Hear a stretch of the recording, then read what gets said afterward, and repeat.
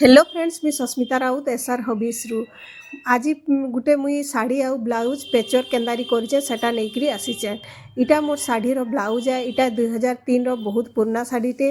Blouse tight भी ही जाइथिला न, तो तार बैक साइड रे मुई प्रिंटेड सम्बलपुरी कपड़ा आनिकरी पेच देली। दुई हाथे भी पेच देइचे आउ इटाके नुआ क्रिएट करिचे। देखुन आपण मानकु केनता लागुचे। आपण पाखे भी एंता पुराना साड़ी माने अच्छे बेले एंता करिकरी नुआ करि पारबे। ब्लाउजटा केते सुंदर हेचे ना, देखुन इतार साड़ी भी आहुरी सुंदर लागुचे। देखुन इटा होचे तार साड़ी। इतार कलर मते बहुत भल लागसी।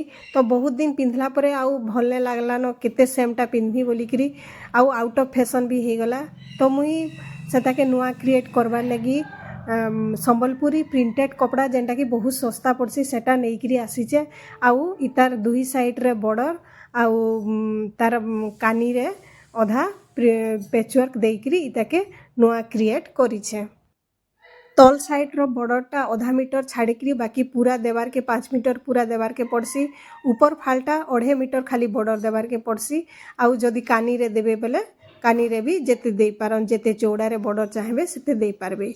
देखुन इटा केते सुंदर हे गला। आउ मुई इटा बहुत थर भी पिंधिली न, समस्ते पचरासन केनता करी कलो बोलकरी बहुत सुंदर लागसी। आउ इटा फैशन रे भी चलीचे। तो आपण माने भी पुराना साड़ी माने जदि अच्छे एंता करिकरी नुआ क्रिएट करिकरी पिंधि पारबे। देखुन मुई भी इटा के पिंधिकरी देखोचे केनता दिसुए सुंदर लागुचे ना। इटा तो मुई संबलपुरी रो प्रिंटेड कपड़ा नेइकरी करिचे। आपण मानकु जदि ओरिजिनल करवार अच्छे ओरिजिनल कपड़ा नेइकरी भी करि पारबे। बाकी साटा टिके कॉस्टली पड़सी आउ इटा टिके सस्ता पड़िचे।